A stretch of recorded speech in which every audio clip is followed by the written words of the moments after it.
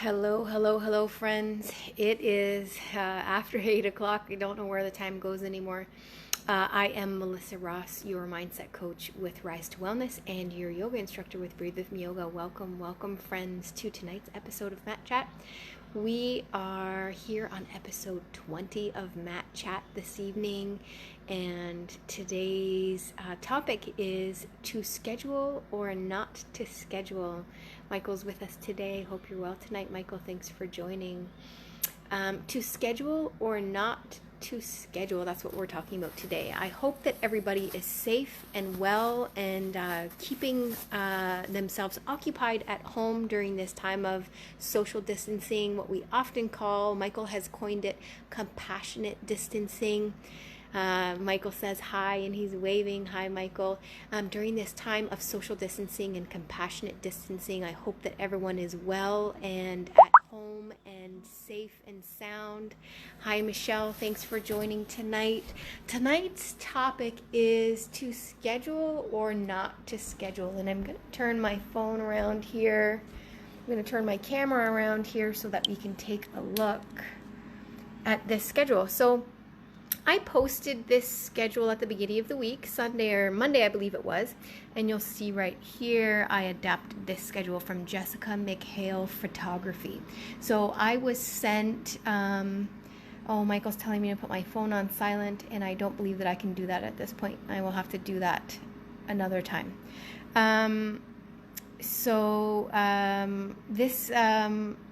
This schedule was adapted by Jessica McHale Photography. So I was sent her schedule, and I was intrigued by it and inspired by it, and created, based on her schedule, created my own schedule. And you'll see this here. I did post it on Monday.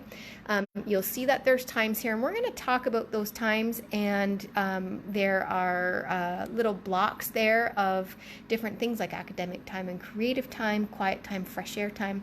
And then there's examples beside those things. And some of them, like waking up in the morning. Yes, I want my kids to eat breakfast, make their bed, get dressed, and put their PJs in the laundry. But all of these other things, obviously I want them to eat lunch and eat dinner. But all of these other things, they're just examples. It doesn't mean that my children have to do those things every day. They're just examples. And so I'm going to turn the camera back around as I walk back to my mat, friends. I just wanted to show you that because that's what we're talking about today. And we've seen so many different people post online about some people think that we should have schedules. Some people think that we shouldn't be scheduling our kids because it's March break and we should be spending loving time with them and cuddling with them and letting them do crafts. And some people think we should be letting them play video games all day. And some people think that it's too difficult to follow a schedule because they're working either outside of the home or inside the home. And there's just been so much going on with that lately. So we're here to talk about that, and we're here to talk about what I do with the schedule and what I hope all of you can join in as well and give me your thoughts. I didn't send that schedule out Monday to enforce a schedule on anyone or enforce a schedule on my children. I do work from home. I happen to be off this week because it is March break, but I do work from home.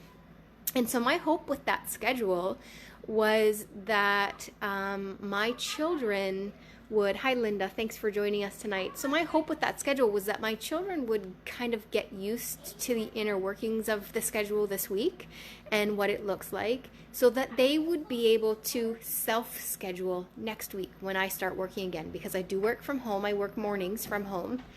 And that means that I'm not going to be able to be on top of my kids.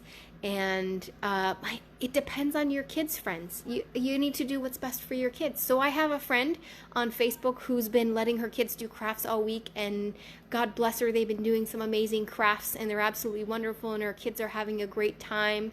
And it's great. She's able to do that. It would be on my last nerve, I think, if I did that in my household.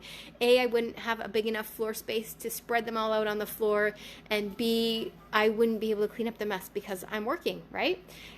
So it depends on what your situation is, and it depends on where your kid's comfort level is. So I have two kids, an 8-year-old daughter and an 11-year-old son, and my 8-year-old daughter thrives on schedule. She likes to, so she has a whiteboard, and when she's not in school, but she knows that that it's a weekday, usually if it's a PD day or something like that, she sits down the night before and she wants to know exactly what's going on, and she writes herself a little schedule. She will write, at this time I'm going to wake up, at this time I'm going to have my shower, then I'm going to eat my breakfast, then I'm going to do this, then I'm going to do that, and I'm going to do my piano homework.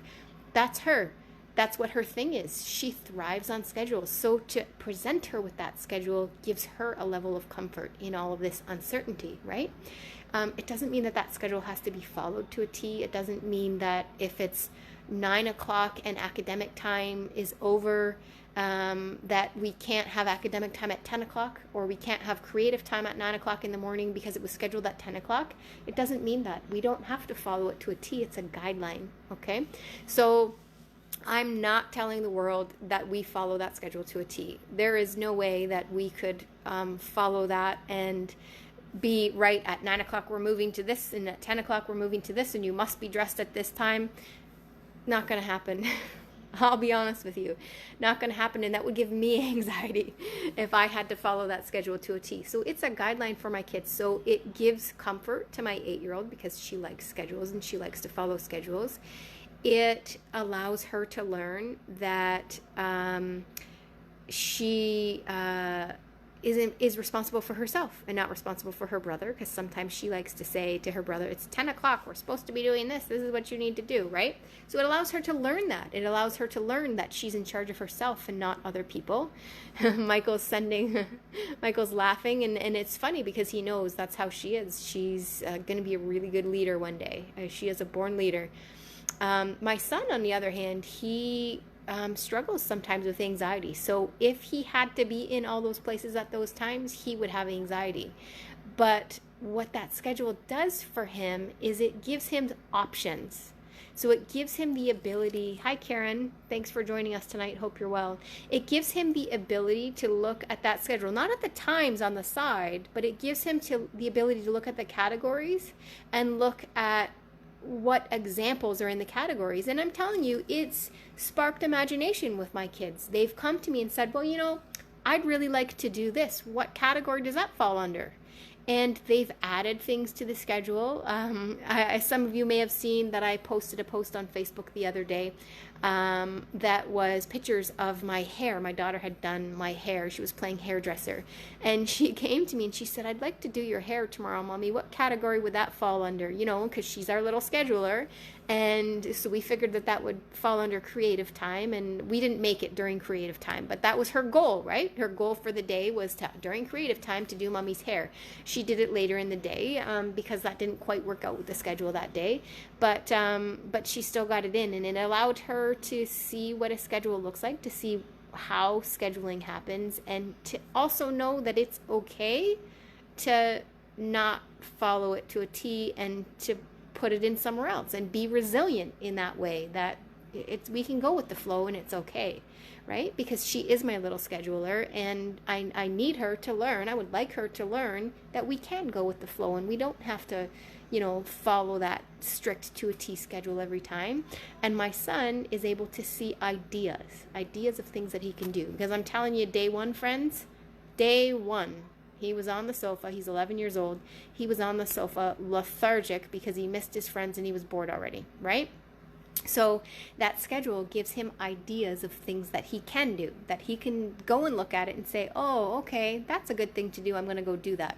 And I'll tell you, we haven't been following the schedule to a T. This morning he spent most of the morning playing Lego, and that's great. That's good, as long as they're using their imagination. And my goal with that, as I said earlier, my goal with that is to allow them to be able to schedule themselves when I start work again next week. So I'm lucky that I have the capability of working from home. I've been working from home for a while now, and so I'm able to continue that during this this time of crisis.